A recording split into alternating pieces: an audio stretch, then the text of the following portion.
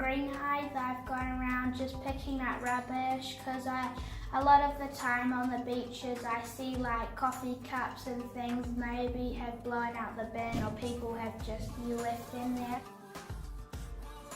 Maybe by giving me to inspire me to try new things and again get out my comfort zone.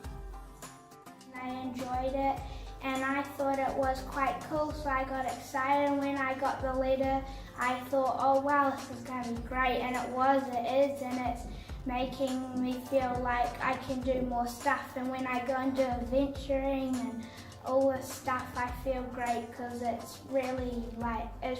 cool to get out there and do all this exploring and picking up rubbish, and makes me feel good as well because it feels like I'm doing something for this world or my country, just helping out a little bit.